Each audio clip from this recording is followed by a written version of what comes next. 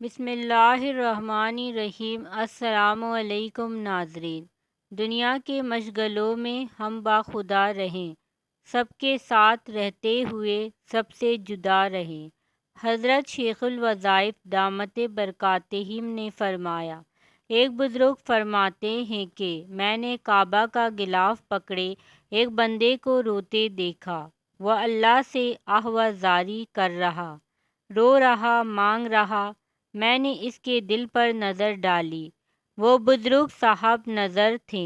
وہ فرمانے لگے، وہ اللہ کی ذات سے ہٹا ہوا تھا، یعنی زبان آہوازاری کر رہی، آنکھوں سے آنسو بہہ رہے، مگر دل سے اللہ کا قرب نہیں پا سکا، یعنی اس کا جسم وہاں ہے، دل کہیں اور ہے۔ وہ بزرگ کہنے لگے، میں نے منا کے بازار میں دیکھا۔ پہلے دور میں منا میں بازار لگتے تھے، ایک بندہ کپڑا بیچ رہا ہے۔ میں نے اس کے دل پر نظر ڈالی تو اس کے دل کو واصل باللہ پایا، یعنی اس کے دل کو اللہ کی ذات کے ساتھ جڑا ہوا پایا۔ اس میں ہمارے لیے سبق ہے کہ ولایت کے لیے ضروری نہیں کہ جنگلوں میں چلے جائیں اور گھر بار سب کچھ چھوڑ دیں، اور نہ ہی انبیاء کرام علیہ السلام کی یہ تربیت ہے۔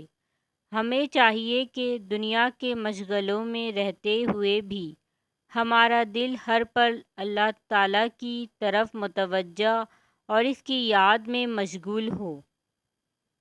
اس ویڈیو کو صدقہ جاریہ کی نیت سے زیادہ شیئر کریں تاکہ آنے والی اس طرح کی انفارمیٹیو ویڈیو آپ لوگوں کو ملتی رہیں۔